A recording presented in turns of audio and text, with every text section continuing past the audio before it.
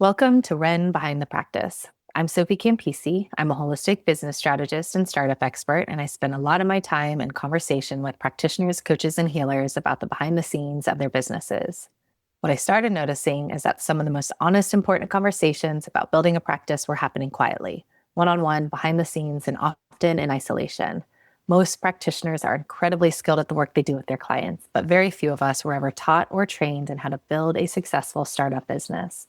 And suddenly we've been left to figure it out on our own. This podcast exists to bring those conversations forward, the dreams, the uncertainty, the highs and lows, the recalibrations, and the messy middle.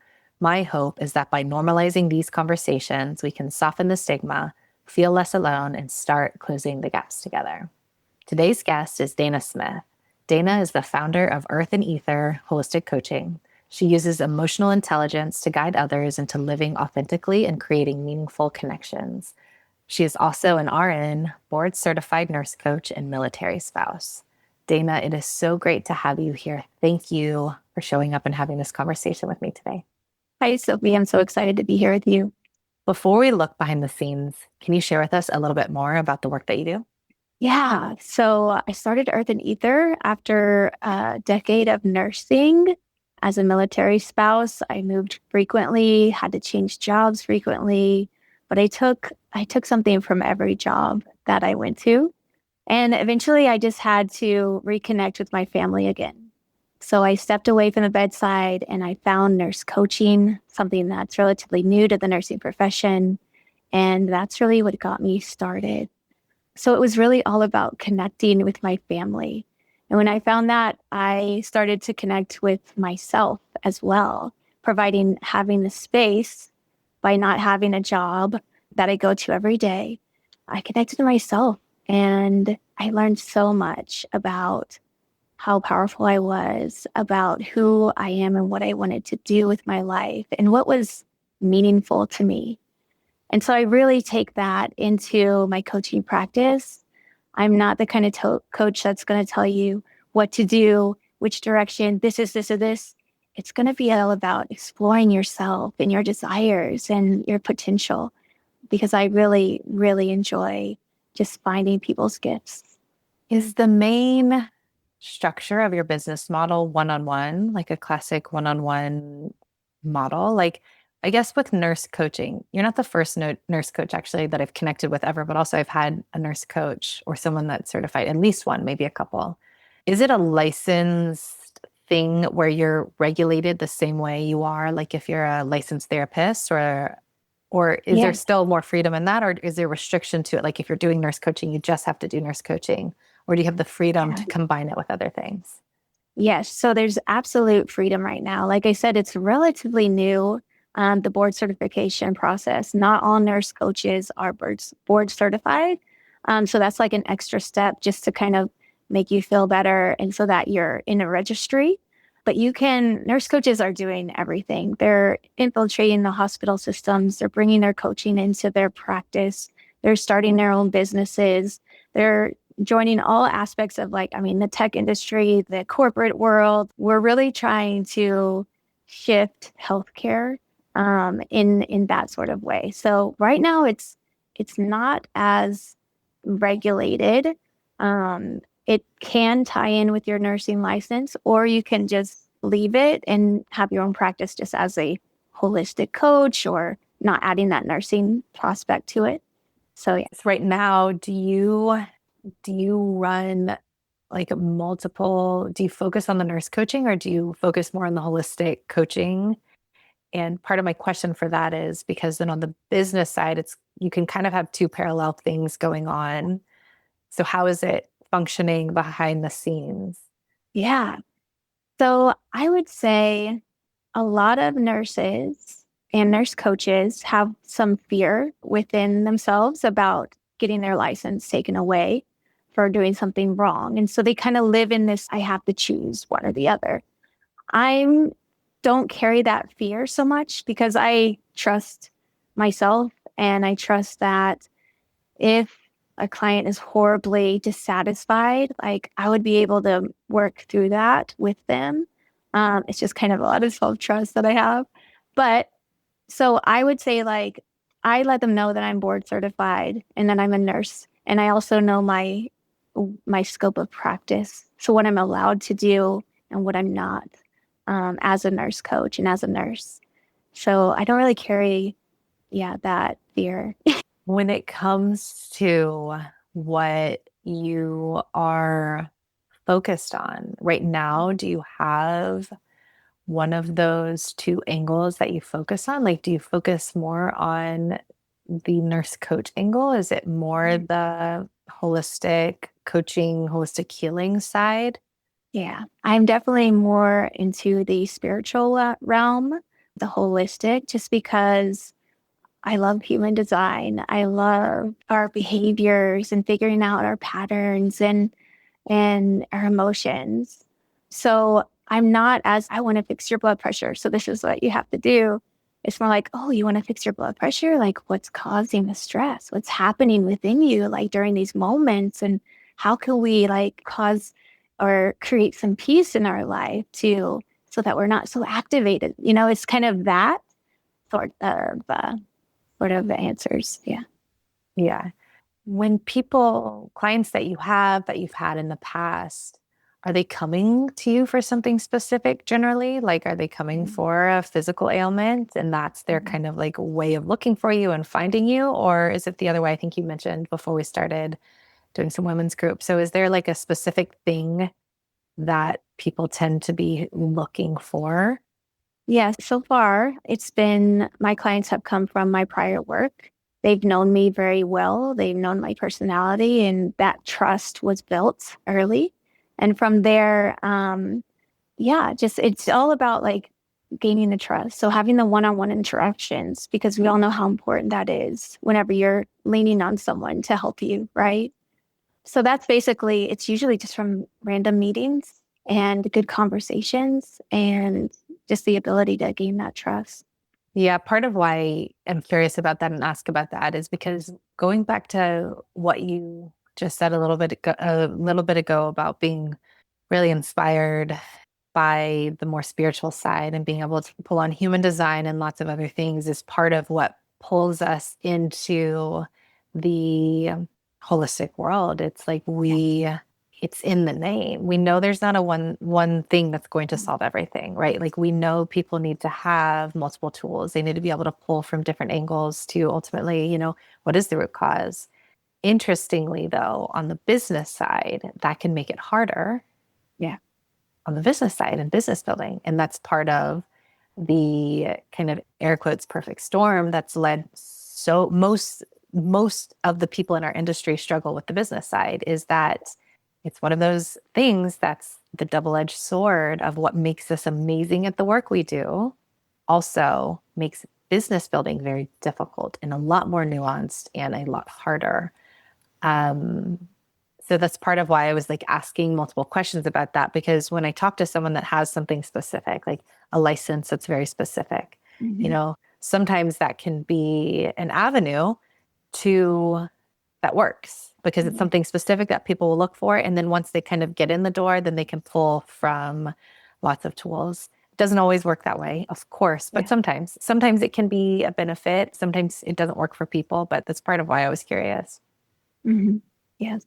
When you look ahead to the next 6 to 12 months, what goals do you have for your work and for your business? So there's a lot of internal struggle that comes with business ownership, right? And especially when it comes around asking for money, when you're based on your whole purpose is to build trust and support.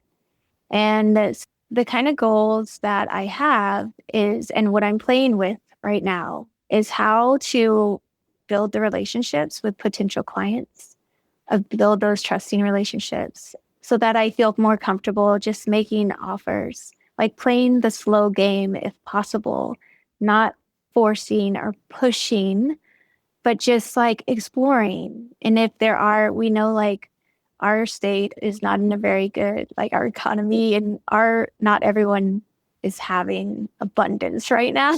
So having all those into play, mostly my goal is to just become more comfortable with offers and to slow down the pace, which also means having to look inward about my needs, right? Like, how much money do I need? Like, what is this pool to make a lot of money? Or, so there's a lot of self-reflection whenever we're talking about making offers or with clients and things like that.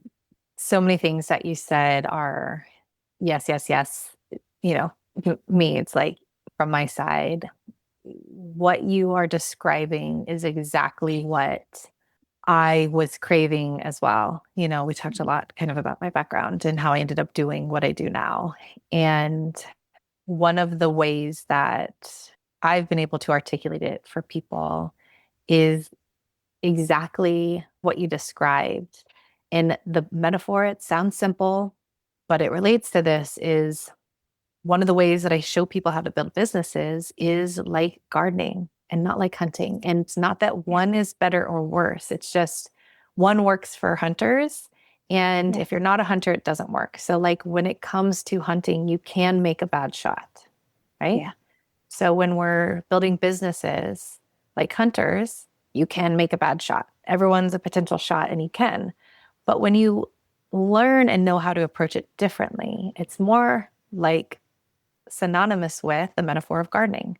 You're tending to a network of concerns. Yeah. I teach people basically exactly what you just said, which is part of the breakdown. And again, no one's doing this on purpose, but it's like seeing everyone as a potential client causes such problems because it's just like trying to pick the little bud that's coming through, right? Like you Right. can't rush it. But if we instead, one of the exercises that I teach people to just practice to help kind of come around is everyone that you meet, sure, maybe could be a potential client. But as soon as you meet someone, think they might be a client in 6 months or 9 months. Yeah. Just that one little shift can help change the dynamic of how you're interacting with them because it's also actually more accurate to how people become clients, especially in the beginning, which Yeah. is if you talk to people and think of your own consumer behavior. And I hear people say all the time of like, and I'll ask people, and that's part of my market research. When you purchase a course, what made you do it? And it's like, oh, well, I thought about it for 6 months. Yeah. And then it just Yeah. hit you one day and it was time. So that's part of why I use that 6 month thing with people, especially at the beginning. It's like, maybe they'll become a client. You have no idea. There's Yeah. no way for you to know today. Just like I like gardening. I like gardening flowers in the summer. Just like when you plant the seeds, there's no way for you to know which ones will take. And then you'll Hmm. see things growing, and there's no way for you to know which ones will flourish at the end. It is way too soon to know. You genuinely don't even have enough information to Yeah. know. So, like, take that pressure off. But there is a process, just like gardening, for how to tend to, right? Hmm. But you don't know. Just like in gardening, you never know who's going to become a client. You really Hmm. don't.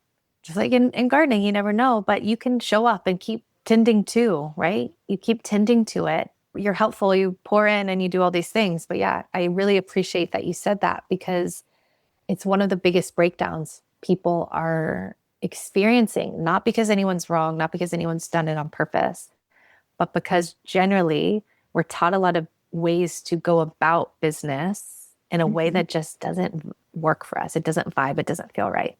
Does it feel good? Yeah. Doesn't feel right, but it's again not because it's wrong. It's just like if it would work for us, it would be working. Yeah. Okay. And it doesn't. So, like, what else is possible? And what you said, no one's actually said that before. So, I really appreciate you saying that because that is something that is a great articulation of what most of our nervous systems are craving. Yeah. And going back to the offer thing too, you know, how would it feel if your air quotes sales line is just, I think I could help you if you'd like that? Because that's what is possible when you're approaching building so differently to where at some point it's an obvious thing. It's just Yeah. that. It's just simple, you know. Natural. It's Yeah. natural, it's simple. It's not having to bridge the gap in a sales conversation, which is what we used to be taught. You have to sell, you have to bridge this gap, and you have to blah, blah, blah, blah, talk and do all these things. It's like, no, you nurture, you tend to what I teach people about zone of impact, but you're tending to that constantly. Yeah. There is no bad shot when you're going about it that way. There is no bad shot. You can't. Yeah. You can't. You just are showing up. and doing your 5 things every day, just air quotes, not exactly like that, but your water and your soil and your sunlight and all the things that it takes. There is no bad shot. You can't rush it. And at some point, pop. And it's Yeah. simple and it's effortless. So yeah, I really appreciate you saying that. Yeah. What has felt hardest or heavier than it should for you since you have left nursing by the bedside and come out Mm. into entrepreneurship? Oh, so many hard things.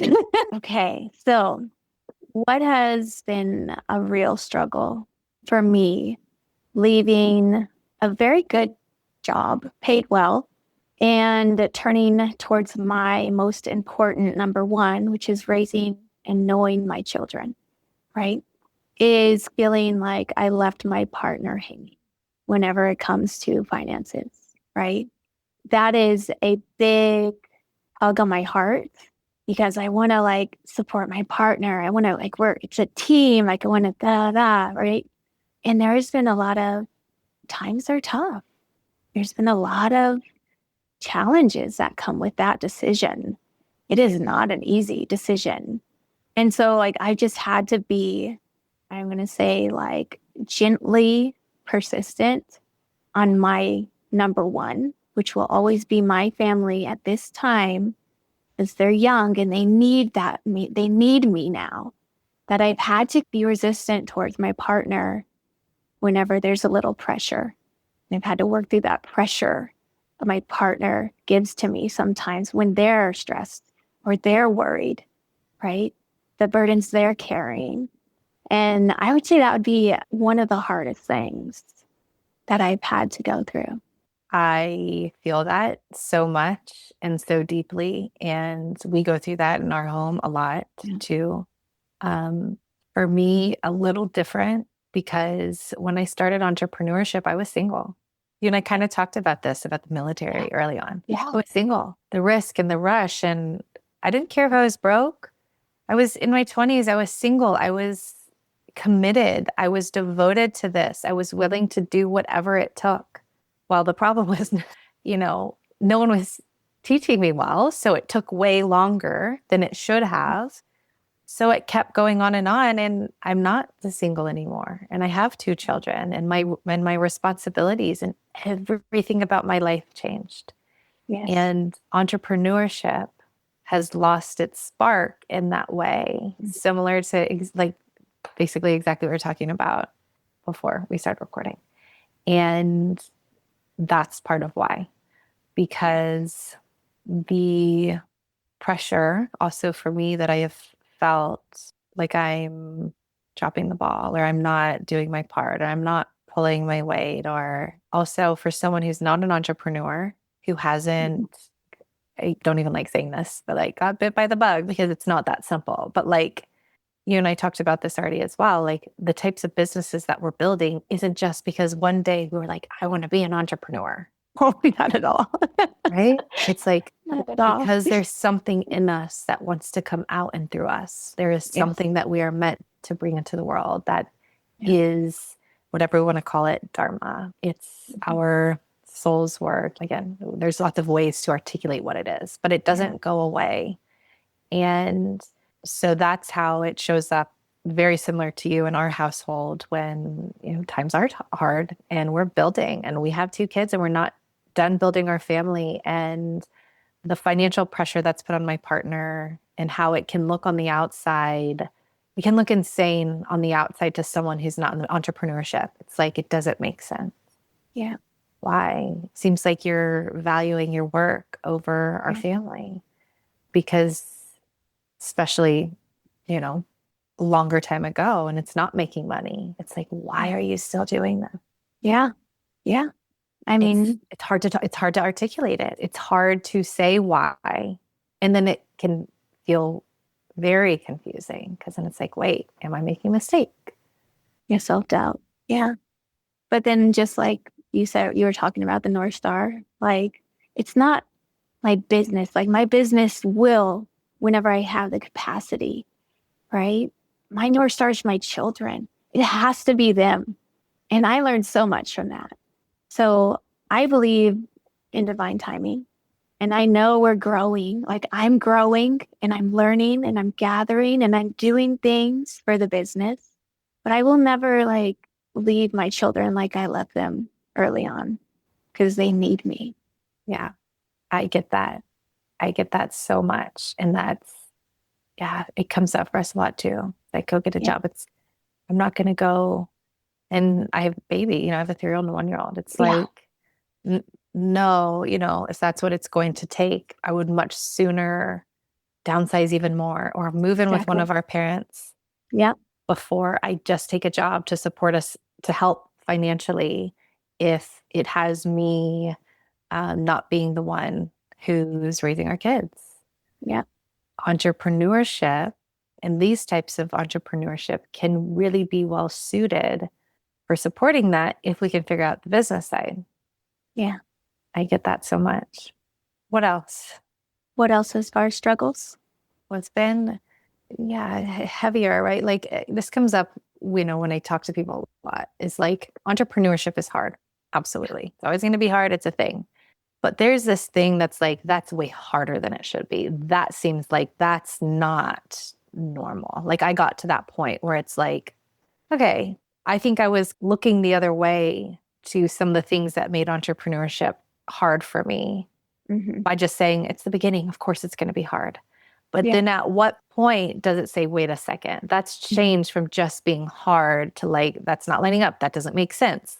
That feels, air quotes, like insane. I'm doing the same thing over and over again and not getting results, but it's because I don't know what else to try. So, like, more like what has come it for you, if anything, has come into that category of like, this is beyond just like normal hard because I'm okay doing hard things, but this feels like way different. Well, I would say ultimately, just like you said, I was the same as you. Like, I never planned to do this business thing. That was my husband. He loves business, he loves that. Starting something I literally have nothing about, know nothing about, right? And also the judgment I have about entrepreneurs, the distrust I have from just what I've been exposed to and how wrong it felt to even like I basically took no one's advice. I was like, I don't like anything that anyone says about it. I really just did it my way. And I'm like, it's okay if it fails. Naturally, there's going to be emotions, there's going to be hurt. And I'm just kind of rolling with that and trying my best to learn. And interestingly, it felt really good to say no to everyone. And eventually, people started coming into my life that I could take advice from. And it's been sprinkled throughout since my beginning here. You just know when someone is the one. Like there's a pull, there's a tug. And sometimes it's not what you want to hear. It's like, oh, fine. And so it's really just, I mean, letting go. You have to let go of so much and start to flow and start to listen. And you end up knowing like who to listen to.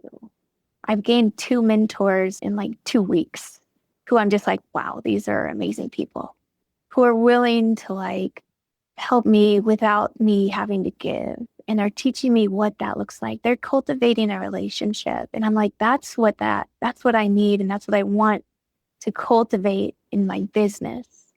I just have this belief system that the money will come like when I start letting go of I mean, I'm a Virgo. I'm like, like, check this, make it da, da, da, da. So letting go of everything that I've done before and just gently challenging what comes up. And a lot of it is kind of that self-talk, that imperfection, the messiness. Oh God, the messiness. Working through that um, has been so hard, but also just so beautiful because then I know me. Thank you for sharing all of that. I feel that. I think that it's one of the things that makes going back to this pattern and this theme, business building for people like us harder, is because we will draw a line in the sand and say, Nope, if that's what it's going to take, I'm not going to do it. Not gonna do it. And I'd rather not do it. I'd rather not do my business. If it's going to take that, then no. Um, but the flip of that again is what I see is people with the highest integrity have the hardest time with business building. So, our pocket of the world, naturally, this is one of those other things that kind of contributes to this perfect storm of why are we struggling in business so much when we have probably the highest quality of work that's out there, right? Like we're the real deal. We walk the walk, you know? This is one of those things. So thank you for saying that and articulating that, because that's exactly one of the things, which is we will say no, or we might try it, but it's going to be painful. And then we're going to ditch it later if it doesn't feel in alignment with our nervous system, our integrity, our values, who we be in the world. If it's cringe, if it's salesy, if it's growth, like we will not do it. Last question I'm going to ask today. If you could wave a magic wand and have one thing solved or fixed for you in your building process, what would it be?